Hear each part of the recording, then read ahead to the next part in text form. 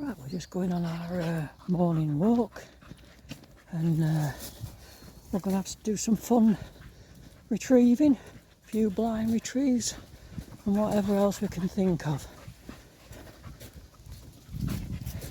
We're just walking through the Snick here. A lot of people don't like walking through here now because it's overgrown, but the reason why it is overgrown, or they leave it, is because of all the birds.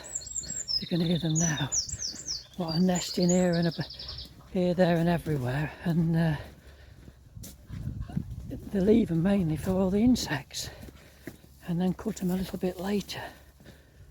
But a lot of people want it cutting down now, but you've just got to go with it a little bit and think of the wildlife. It's not always about us. So we're going to head off and have some fun.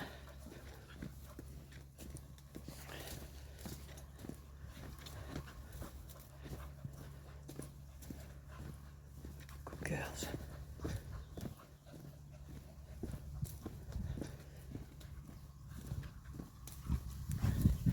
So you're quite lucky to have walks like this, and can train them to do blind retrieves and give them a little bit more freedom, because living in the countryside, I mean,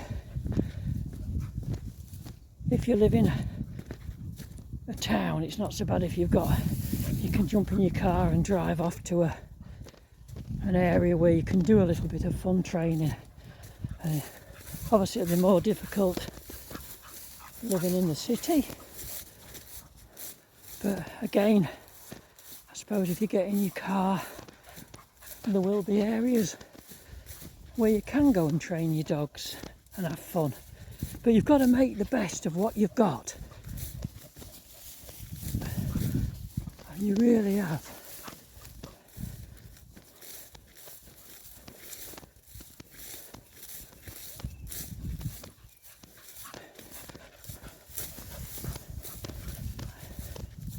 I mean, if I lived in a city with these, I'd have to adapt to the city life, and obviously I'd have to have them better on the teach them better on the lead, and so they're walking nicely beside me, and look for decent parks where we can do fun tricks and things like that. You adapt. But you see, all this is overgrown, and you can see all the insects when you go past, and sometimes you really have got to think about nature. You really have. I mean, just because it's overgrown, we've got to put up with it. Sometimes you can't just keep cutting things back to suit us all the time.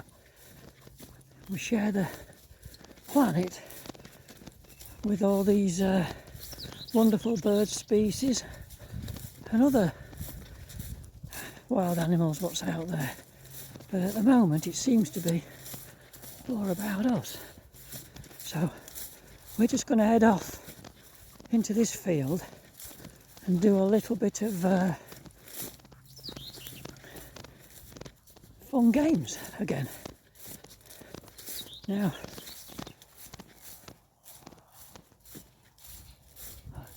just go quiet for a moment.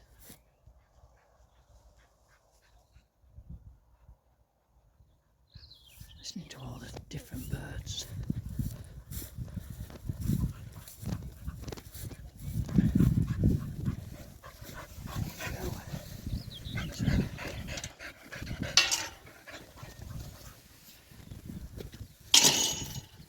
What we'll do is walk up here, and Tia's keen. Look, she just wants to get on with it, look. The golden one. Bella, she will go off and explore. Look.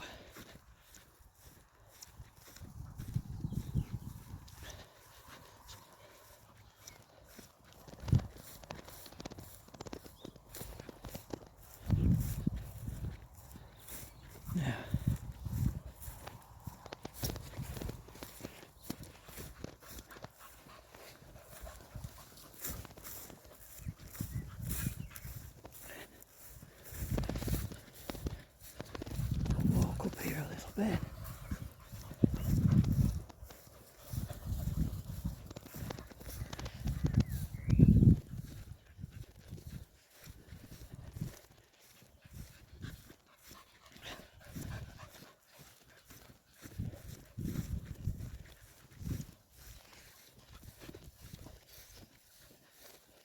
Yes, funnily enough, this walk I'm doing now is where I first started training these two. I used to drop the ball like this. Once I got retrieving, I'd probably just drop the ball there and then I'd say good girl. So and then I'd build it up, good girl, and then I'd build it up a little at a time. So they're always wanting to be with you. But again, you have to put that time in, be willing to put that time in. You really have. What I'm going to do in a minute is show you the way I do my blind retrieves and how we've built it up over time.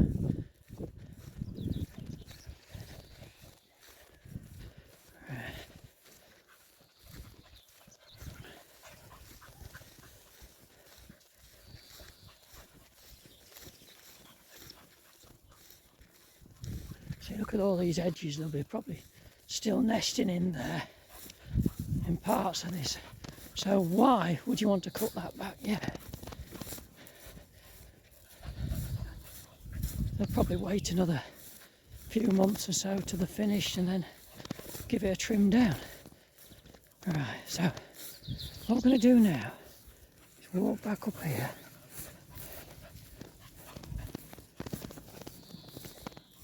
So what I've done is left the retrieve on the track for this one.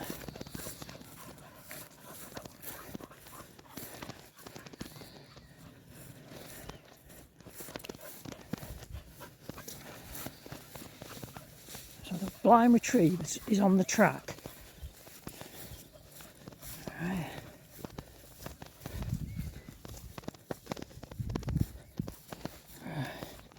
Hold on to you. Now. So what I've done is I've put 2 retrieves today on the track. So I think Tia's picked up on it. No, she hasn't. She knows I'm up to something though. So the idea, she's going to run back up that track in a minute and then she'll find the first retrieve, but she doesn't realise I put a second one further behind it. So we'll just see how she gets on with that. I try and keep it fun all the time.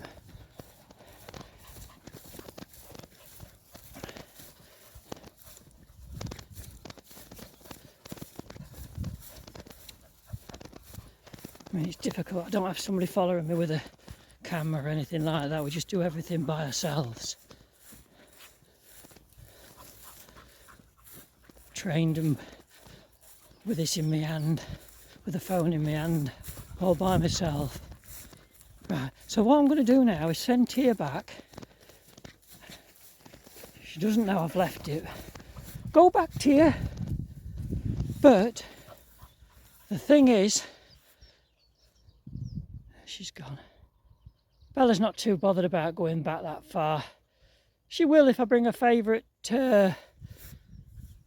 rope retrieve thing. But I'll probably bring that next time. Now, that's a blind retrieve really, because she didn't know I put it there. But it was straightforward. She could just go straight back up because she knows we've just walked that area. Yeah. She slows off a bit because you don't want Bella to take over. Yeah. Right, now the clue is, can she find the other one? Right. Go back, Tia.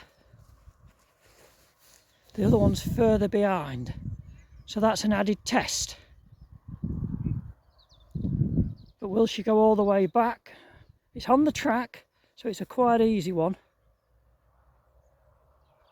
Just keeping it fun up now. She's coming back, so I'll send her back. Oh, is she going? No, she's looking. I've left it on the track, so it's quite straightforward for her. But then, if I was doing it in this area here, hold on, I'll show you in a minute how we do it. If Tia's found this one. So there you see, I think she's got this one, she's done really well. So instead of just putting one there, I put two. There you go, look, she's got both. There you go. Good girl, Tia. Tia throws her ball out, she will hand it to me. But it's just that we do tricks with a bucket. She throws the balls in the bucket at home, and so I'll leave it at that. For Bella's, she'll put it straight in my hand. So now, what I'm going to do is not let her see me put this ball here. Right. She does. So it's still this is just a example of a blind retrieve how we do it. Remember, we only have fun. So if I just throw Tia and Bella off scent up here, good girls. Right, it's there. I thought it'd drop down that rabbit hole, but it hasn't. Right, so what I'm going to do now, start off really near for the blind retrieve. So it's basically you really it's near. It's not too far back, but obviously if they're a lot younger, you do it just in front of you. So if I go here now, good girl Tia, go here, then point in that angle, good girl Tia, where Bella's going now. I've only put one there, so that's getting your angles in. You're sending them to my right then. There you go. So you start that off near and then build it up. But obviously, if you're a professional, these professionals that are doing blind retrieves, say, you know, on a shoot, it's entirely different to this. This is just me having fun. Remember, they're experts at this. We're just having a lot of fun. These are fun games you can play with your own dogs at home or in the park. You don't have to go too far. You can do it at shorter distances. You can send your little dog off to fetch the ball to the left or to the right. Right, and then we'll do this. Look, these sort of things. I'll ask them to wait a minute. Right, wait there. Wait there. Right, so they're waiting there. Now this one I do, again, I look for a really safe environment and a safe area. And the trick of this one is for me to walk off and not turn round. As long as I know they're safe, that's all what matters to me. And again, you're teaching them to be patient and to wait. And the fun element of it is the gameplay. So I haven't turned round. You don't have to go as far as this to start with. Obviously you just go a little while and then turn round. I mean, I'm going to put it here. I'm going to take my time a minute. So I put two there, look. Look. I'm not rushing to go back this time. That'll do. So I'll come back a bit slower instead of rushing all the time. So basically when I first did this one, I'd walk a bit quicker. But now I can go at my own pace because they're getting the idea. Look, look at the little heads, I don't know if you can see them, in the grass, bobbed up.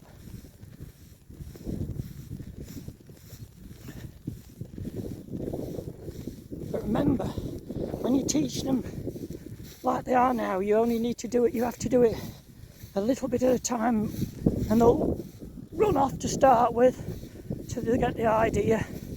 But don't bore them with it if they're running off. Say for example you put them to sit and they just run off. There's always another day, and eventually they will wait. Oh, I ain't sent him yet, look. Look. Look. So all the time you had, good girl Tia. Tia didn't see my arm go up, Belle did.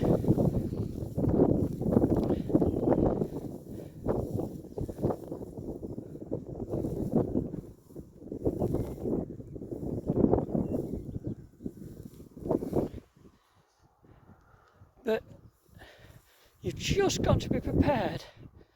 I mean, it's nice for them to have a lot of fun. It's a bit, the grass is very deep, and again, the scent is very strong, really strong.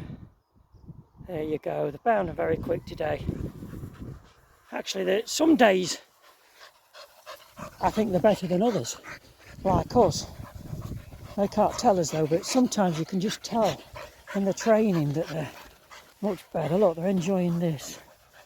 So basically that's how I do my blind. Put mine as fun blind retrieves, not the professional ones. I mean, these are just having fun, what you could do with your dogs, and if you find a nice little safe area in a parkway somewhere where you can just put the ball here, put one there and one there, and you start off. Good girl Bella, good girl Belle. There you go, and then you build it up. Tia got hers. There you go. Keep them tails wagging and you know you're doing a good job. There you go. So this time they can follow me, look. Go along here, good girls. I'll tell you what, so I put these here. And again, on this one, you can, I'll just walk. On this one, you can just start it off just a few feet away and build it up all the time. Look, they're having a good sniff round, look, because again, there's lots of rabbits and foxes and all sorts run through here, deer.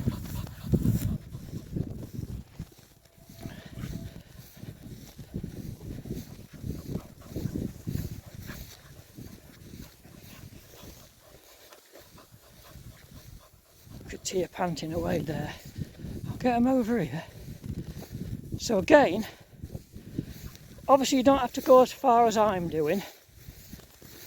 I'll ask them to wait, not sit, because I'm not bothered about them sitting in this. Right. Come here, Tia. Tia thinks she's going back for it, but she's behind the tree. Right. Good girls. Right, wait there. Wait there. Look at them in the deep grass. Don't want them to sit because it's thick. So the fun of this one is again. Tia's following me. Wait there, Tia. I'm not too bothered because it's deep grass. But she's getting the idea. Well, you see Bella's following me as well. Right, well, that's fair enough. It's a bit deep there. Wait there. Wait. It's a bit deep for them to sit and wait there.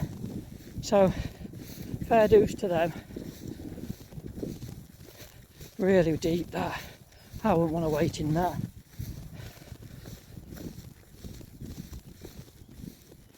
But I say, you don't have to go this far back. And again, you're teaching your dog to have a lot of patience. Don't always go to plan, like you saw then. But I have nothing against what they did then. The grass is deep. There you are. There you are. I ain't got my whistle, so. Good girls. Come on then. There you go, look. Playing the game all the time. But they were quite right there. They didn't want to wait in the deep grass, which is fair enough. Didn't look very comfortable. There you go. And then some fun throwing. But remember, you've got to be willing to put the time in. I can't stress enough. And I mean, they're brilliant companions then. I mean, I took my son and his girlfriend's little Frenchie, I take her out and she absolutely loves it. Teaching her a few little tricks. And this is what it's all about. showing them you're willing to put the time in. Look at them. Look at this. The teal up once more all the time. Look. Good job she's not a big Alsatian. I said have been, or husky type dog. I said have been on the floor then. But there you go. So these are the things we get up to. But remember, some of these blind retrieves and certain things I do is not at a professional level. It's just fun-based training I do. I mean, I can't stress enough, these guys who train these gun dogs to the level they do are absolutely in a different class. They really are.